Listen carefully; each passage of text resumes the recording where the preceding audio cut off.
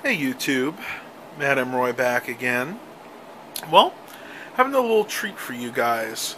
This is the last of those computers I got from the backup job that I did about a month ago, where this lady asked me to back up 4 older computers. She wanted all the data off of the drives, and this is actually the oldest of the computers. And I decided to make a video on this today. I decided to strip it down to see what I could salvage. And I found this system to be very interesting, the way it was designed. It's very obvious this was early on in the ATX conversion, because if you look on this motherboard, you can see not only does this motherboard have an ATX plug right there, but it also has the standard AT power plug as well, connection. So this motherboard was literally a hybrid AT or ATX. Like most hybrid models of its time, it uses a lot of these modular connections. You can see on the front that the USB and the VGA are actually modular from the motherboard. They're not actually attached to the motherboard. The only thing attached to the motherboard is a standard AT style keyboard plug. Actually, that would be a large DIN connector. So modular on this is the VGA, and I can show you that because it'll just unplug like these. This is the USB and looks like PS2 keyboard and mouse, so this actually had both available. Next modular is the parallel and serial ports right there, and then finally even the sound card, and there's the joystick port, is all modular. It's all hooked into the motherboard, but using these cables here. To get the VGA out, I'm going to have to take these out, so I'm not going to do that right now. But then in this, it also had some type of video card. Let's see what this is real quick. This is a Creative CT 7235 VBQ card. There's the information on it if anybody's interested in looking it up. It's got VGA, looks like 2S videos out, a composite, yep, and then just a line out for a speaker. So that's a pretty interesting card right there. Moving on down, looks like we got some other type of sound card. Let's see if I can get this out. I can't tell if this is a sound card or a modem. Ah, it's a modem. Again, ISA in nature. Nothing too special there. Probably a 33.6, I'm guessing, from about how old the system is. But as you can see, I'm going to pull all these off if I can. This motherboard is no good, so I'm not worried about saving it, but I definitely wanted to document this for posterity. You can see, look at all of these connectors. These are the ones I just showed you guys. And they use these proprietary connections that go right on the motherboard down here. And this is the VGA one. You can see it right there. You got all these different connections. Very, very strangely designed motherboard. Like I said, you can tell this was from the AT to ATX conversion.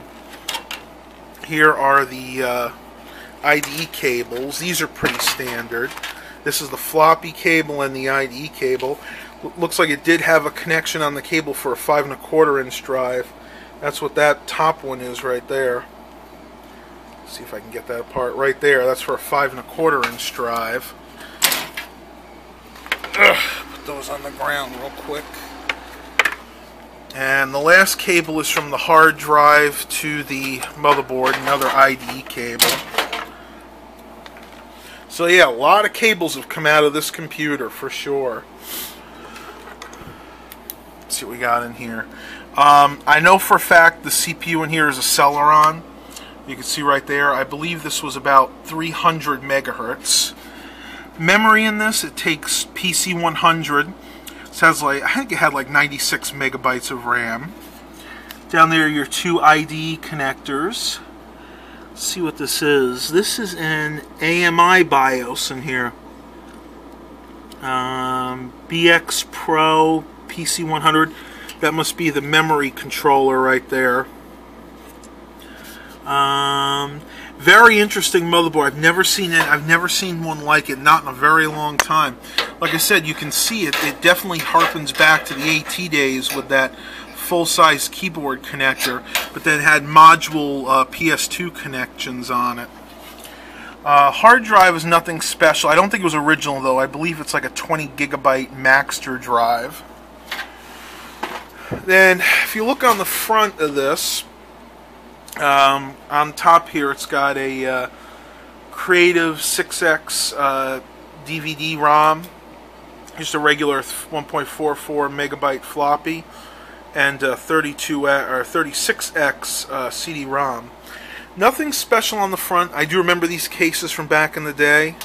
It's got a power button, lights for hard drive. I'm sorry, lights for power, hard drive, and no wait, I'm sorry, power, hard drive, and turbo. I believe that was a turbo button originally. Shows you how old this case is. And then you got a little reset button here. I don't think the button's broken. I think that's the way it was designed. You kind of have to get a pin to push that in, prevent people from doing this by pushing it by mistake. But that's pretty much all there is. This is just a customized case, probably from the late 90s. I just want to document this and show you guys. I thought it was pretty interesting design. Well, I'm not sure what I'm going to do with this computer. I had a thought. Even though I like this case and I like it a lot, it really does not fit my needs very well as a Windows 98 system. So I might go ahead and transfer the guts from here into this case. But I have to do some more research. I got to make sure this case will work for that. But that's going to be it for now, everybody. I hope you guys enjoyed this video and have a blessed day. Alright, well guys, I decided to do it. I changed the guts out of the larger case, the antique case, into this older one. Yes, I know, this case is not in the greatest shape, but you know what? I really don't care because this is more appropriate for a Windows 98 gaming system. So, I didn't keep any of the drives. On top here is the 6X DVD-ROM drive, which came with this computer. Under that is the floppy drive. Under that I put in just a generic 48X CD burner. I have tested the two optical drives. I have not tested the floppy drive yet. I thought we could maybe do that on camera real quick. Go ahead and grab a floppy disk. Just anything, any old floppy disk should do. There's a Windows 95 startup disk. Go ahead and stick it in and we'll see what happens. Go ahead and access it here.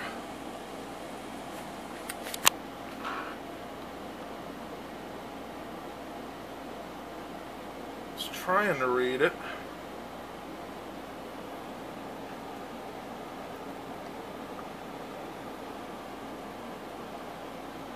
Looks like we might have a bad floppy disk drive. Let's go ahead and see if I can kind of work it in a little bit. It probably hasn't been used in so long. Sometimes you just have to blow in them to get them going again.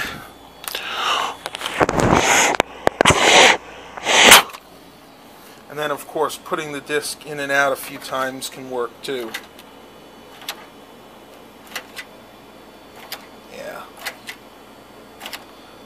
Hear it moving already. Let's see what happens now. We'll say no.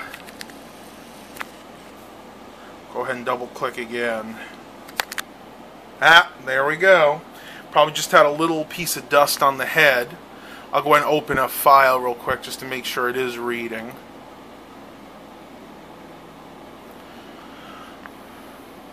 Yeah. Let's see if we can hear what the drive sounds like here. Sounds healthy. It's very quiet. Well, I would call that a success. So yeah guys, if you have any floppy disk drives that aren't reading, just kind of blow in it and work it through a little bit because they tend to get gummed up after a while.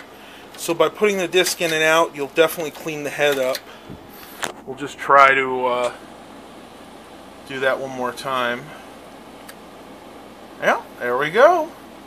I would call that a success. And just to remind you guys, this computer right here is running Microsoft Windows 98 2nd edition, and it is registered to me. There is the information. It's a Celeron processor.